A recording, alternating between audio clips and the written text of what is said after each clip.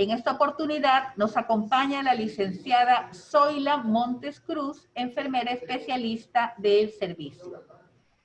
Ella ha preparado para ustedes un material que vamos a compartir, pero antes que nada recibimos los saludos de la licenciada Zoila Montes. Por favor, licenciada Zoila Montes.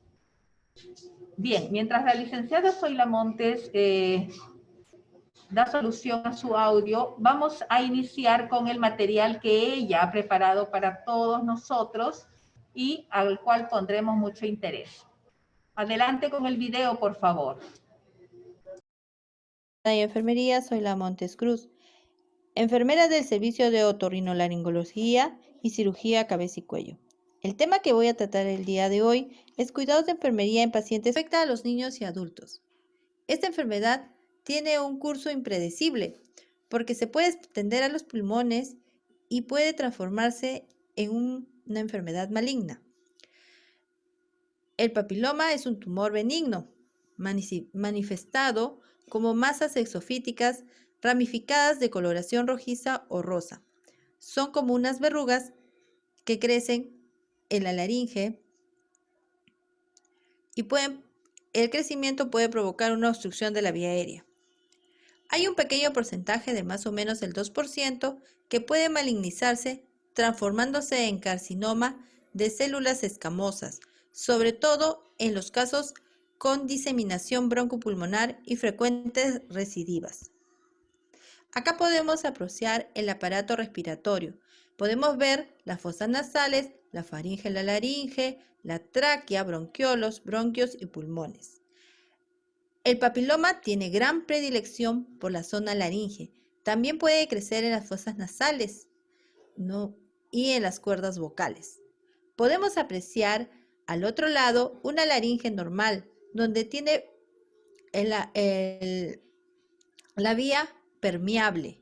Y en la parte de abajo podemos apreciar los papilomas como especies de verrugas unidas, juntas en gran cantidad, que obstruyen el paso de la vía aérea a la laringe. ¿Qué causa el papiloma laringio? El causante es el virus del papiloma humano. Este virus del papiloma humano tiene unos subtipos virales frecuentes, encontrados el subtipo 6 y el subtipo 11 en el 90% de los casos. El subtipo 16 y el subtipo 18 son los más raros en niños con papilomatosis laringio, pero si están presentes, existe mayor potencial de malignización. Hay más de 150 tipos del virus del papiloma humano, pero no todos tienen los mismos síntomas. La mayoría de las personas que tienen contacto con el virus nunca desarrollan la enfermedad. Sin embargo, hay una pequeña cantidad de personas expuestas al virus y al subtipo 11 que pueden formar papilomas en el aparato respiratorio o verrugas en los genitales. Los científicos aún no entienden completamente por qué algunas personas desarrollan la enfermedad y otras no. Se cree que el virus se transmite a través del contacto sexual o cuando una madre con el papiloma en los genitales pasa el virus del subtipo 6 o el subtipo 11 a su bebé durante el parto transvaginal. Acá podemos apreciar el papiloma cuando recién está iniciando en la laringe. ¿A quiénes afecta el papiloma laringio? Afecta a los preescolares y a los adultos. A los preescolares se puede manifestar la enfermedad a los 3 años. Y se puede observar que puede ser el virus del papiloma humano del subtipo 11, que este es un virus severo, ¿ya? Este subtipo es precoz, tiende a crecer constantemente y así las cirugías pueden ser más frecuentes. Tienen mayor riesgo también de extenderse a la zona broncopulmonar y también es más frecuente, si es frecuente, puede requerir de una traqueotomía. En los adultos ocurre entre los 20 y 40 años. Probablemente se cree que es la activación del virus latente desde la niñez o por exposición de la vida adulta por el contacto sexual. Los métodos de contagio son: en el niño es al momento de nacer. Se cree que es en el parto vaginal. Si la madre presenta el virus del papiloma humano, lo puede contagiar al niño con el virus del papiloma laríngeo. Hay estudios que dicen de que la primera vez en el primer parto es ahí el contagio. Se cree que después, ya en el segundo parto, ya al niño no le va a dar, pero para prevenir se le sugiere a la madre que trate de hacerse en el momento de nacer su segundo niño una cesárea. En los adultos también es por transmisión sexual o por una lesión latente de la infancia. ¿Cómo se puede detectar el papiloma laríngeo? La forma más precisa de diagnosticar la papilomatosis laríngeo es realizando una biopsia, ya para ver el tipo de detectar el virus del papiloma humano, el virus del papiloma, qué subtipo es. Este procedimiento se realiza en una sala de operaciones con el paciente bajo anestesia general. Esta a veces es mejor y es una mejor opción para los niños pequeños. Tenemos la laringoscopía. Existen dos tipos. Tenemos la indirecta y tenemos la directa. Dentro del método indirecto hay dos tipos. Uno que es a través de un telescopio o de una fibra óptica llamada endoscopio, que puede entrar por la nariz o por la boca del paciente para luego ver la laringe a través de un monitor. Y el otro, y el más antiguo, es cuando el otorrinolaringólogo coloca un pequeño espejo en la parte posterior de la garganta y lo inclina hacia la laringe para inspeccionarlo en busca de papilomas. Esto realmente lo puede hacer en los adultos. Y en los pequeños se usa mayormente el método directo, que ya repito, como dije antes, se realiza en el quirófano con anestesia general. Este método permite al otorrino ver las cuerdas vocales y las otras partes de la laringe con gran detalle. Este procedimiento generalmente se utiliza para minimizar las molestias, especialmente en los niños, o para permitirle al médico hacer una biopsia de las muestras de tejido de la laringe u otras partes de la garganta, y así obtener un diagnóstico de papilomatosis laríngeo recurrente. El tratamiento de papilomatosis laríngeo. El tratamiento básicamente es quirúrgico, endoscópico, denominado microcirugía de laringe. Los casos que presentan papilomas múltiples y de tamaño más importante pueden necesitar varias intervenciones. En la mayoría de los casos, los niños tienen tendencia a volver a presentar lesiones extirpadas al cabo de un tiempo. Los adultos no tanto. Igualmente, esto es solo una tendencia y el comportamiento de la enfermedad es único en cada paciente. El objetivo de la cirugía es permeabilizar las vías aéreas, mejorar las condiciones de la voz y la posibilidad de la remisión de la enfermedad.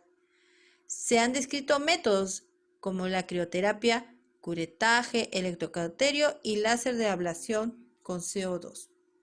Aparte del tratamiento quirúrgico, actualmente hablamos de un tratamiento con medicamentos antivirales. Primero se han hecho estudios con el cidofovir, que es una terapia que es la más utilizada hasta el momento para tratar papilomatosis laríngeo. Lamentablemente no detiene el crecimiento del tumor, o el papiloma, y la mayoría de los antivirales se inyectan para controlar la frecuencia del crecimiento del tumor. La eficacia no está, debatida todavía y está sujeto a investigación. Los efectos secundarios de estos antivirales incluyen mareos, dolores de cabeza y dolores corporales.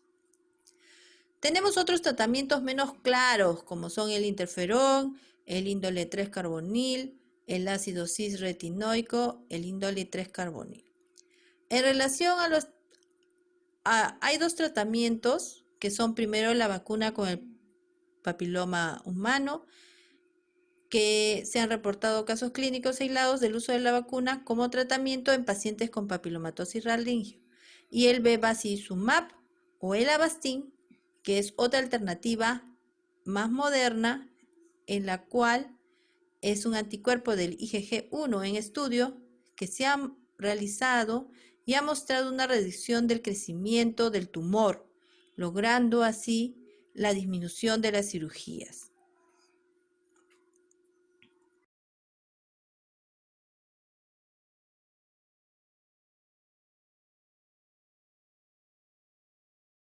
El uso del bevacizumab o Avastin representa otra alternativa segura para el tratamiento adyuvante de papilomatosis laríngea, tanto en niños como en adultos.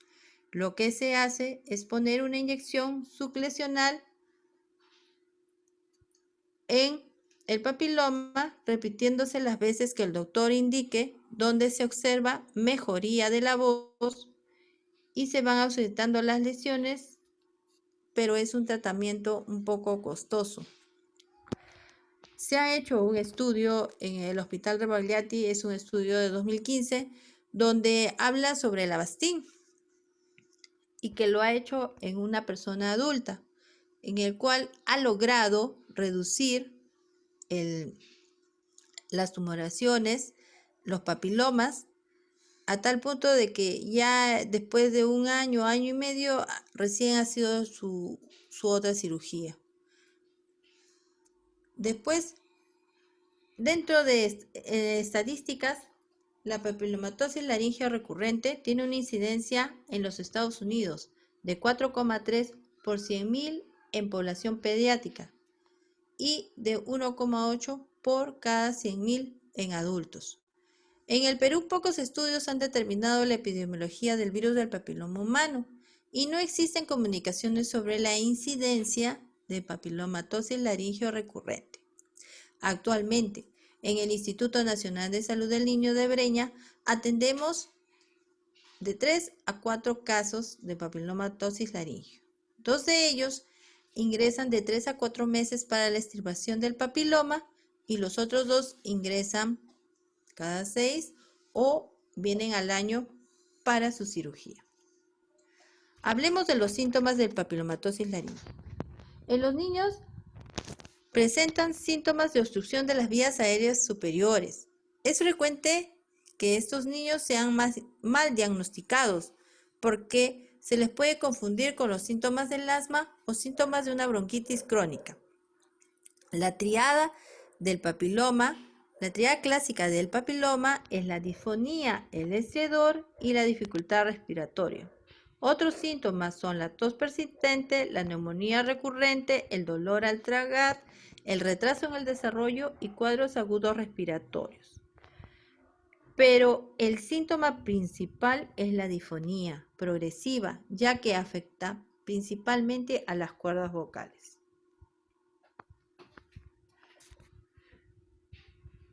Mayormente en el Instituto de Salud del Niño, el paciente ingresa porque la mamá está observando en el niño que ya tiene algunos problemas, como son el tiraje intercostal, el estridor, dificultad para respirar. El paciente ingresa al hospital con estos síntomas. Entonces quiere decir que ya hay un incremento de papiloma en la laringe que le presenta la dificultad para respirar.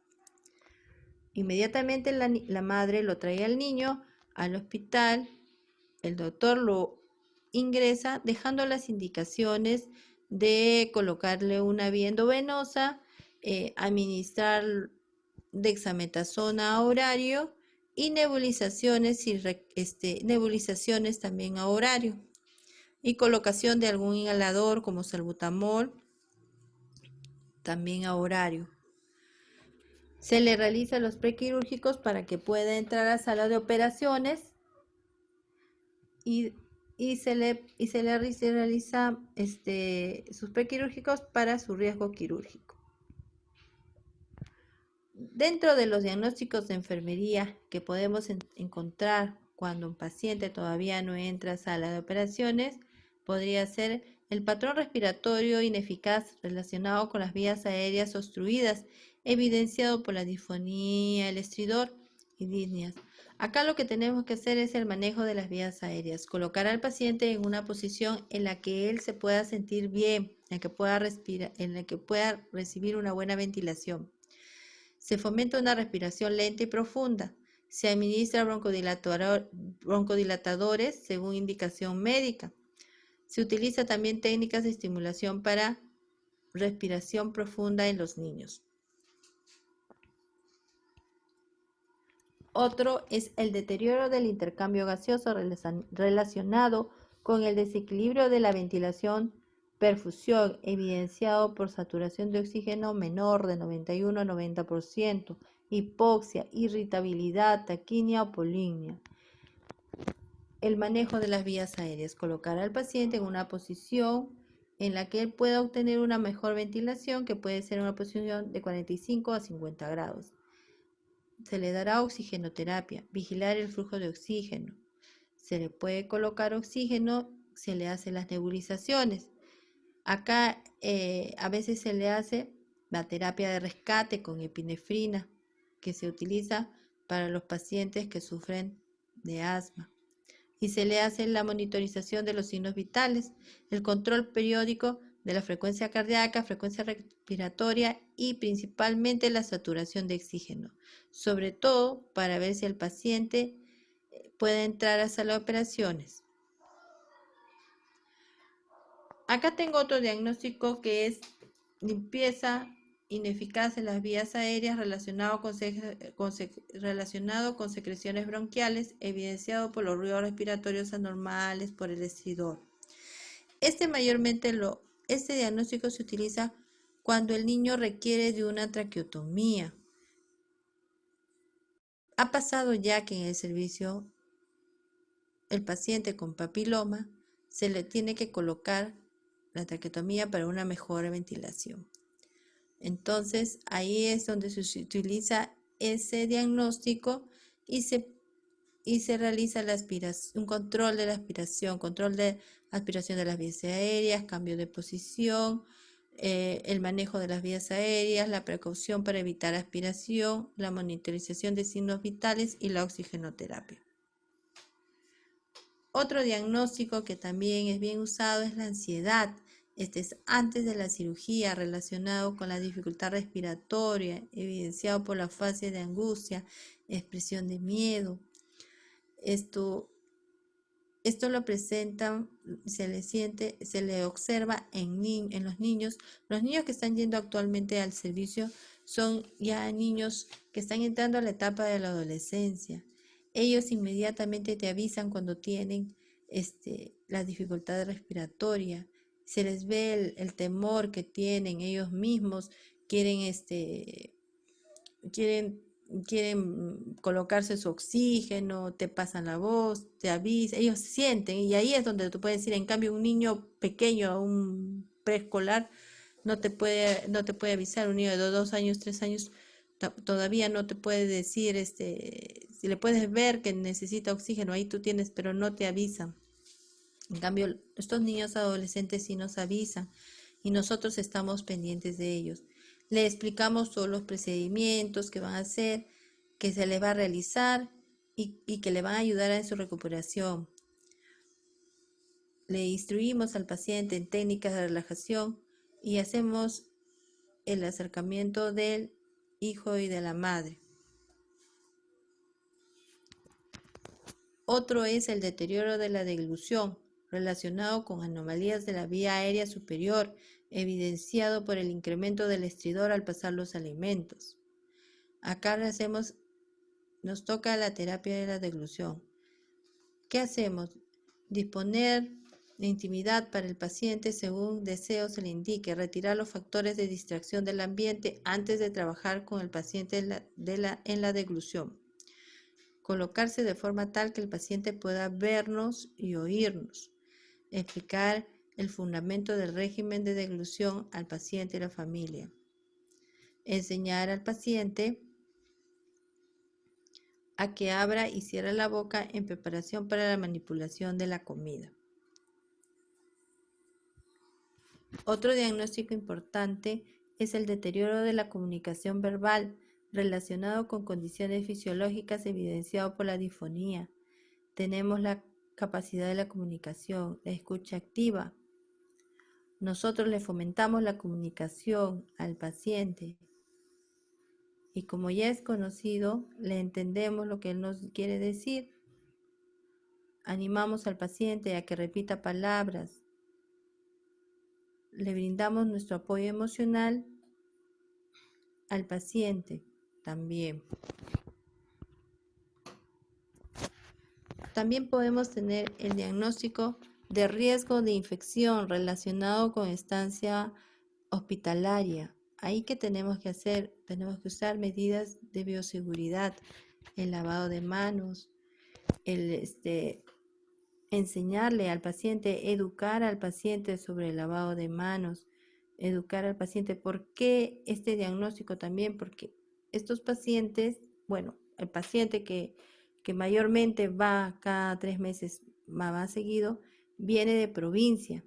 Y el paciente mayormente, cuando es operado del papiloma, al día siguiente o al segundo día se puede ir.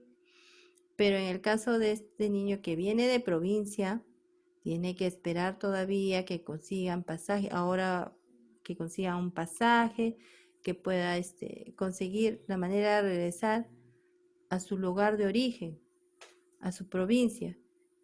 Por eso es que a veces se demora y se queda más de una semana para poder conseguir con facilidad pasajes y todo. Y durante ese tiempo estamos pendientes. No vaya a ser que ahora con esta enfermedad del COVID le pueda él, que es una persona vulnerable, es una persona que le puede, es una persona de alto riesgo ante esta enfermedad, hay que cuidarlo y hay que enseñarle y educarlo. Las intervenciones de enfermería en el paciente postoperatorio. De una vez que el paciente se opera de papilomatosis laringio, después de la recuperación anestésica, el paciente debe estar en posición Fowler o semi-Fowler a fin de favorecer la respiración. Se debe controlar los signos vitales y la saturación de oxígeno. El paciente tiene que estar en NPO por 6 horas para luego iniciar su tolerancia oral y si tolera recibirá su dieta blanda. Seguir indicaciones del médico. La deambulación temprana evita la telectasia y la neumonía y se debe vigilar si el paciente presenta dolor en la zona operatoria. Estas intervenciones de enfermería que voy a hablar en el postoperatorio mayormente es cuando un paciente de papilomatosis laringio han tenido que colocarle una traqueotomía por el compromiso extenso de la vía aérea. Después, lo primero que debemos hacer son los cuidados de una traqueotomía. No hay que hacer los cuidados que es de la traqueotomía. Se puede, después se le coloca en posición también de 45 grados. Se observa que tenga gasas alrededor del tubo de traqueostomía. Se tiene que observar la producción de moco y la formación de costras. Alrededor, la comunicación puede realizarse a través de la escritura, la alimentación es por vía oral. También se administra primero una dieta líquida y después una dieta blanda. La traqueotomía en un paciente con papilomatosis laringio recurrente debe ser retirada lo más pronto posible para evitar que el papiloma corra a los pulmones. Máximo, la traqueotomía debe permanecer hasta 5 días. De ahí debe de ser retirada. Ha habido casos de pacientes con traqueotomía después de un postoperatorio de una exéresis de papiloma y se ha tenido que retirar la traqueotomía lo más pronto posible. para que al niño no le afecte y el papiloma no se disemine a los pulmones. Pero solamente ha habido un paciente. De ahí el resto solamente se les opera, se les quita el papiloma y también mayormente se queda en la laringe. ¿Qué es lo que tenemos? ¿Cuál es nuestro trabajo? La enfermera observará, controlará al paciente a fin de detectar signos y síntomas y complicaciones, ¿no? Complicaciones respiratorias, hipoxia, si presenta una hemorragia o una abertura de la herida operatoria. Eso es todo lo que tengo que decir. Gracias.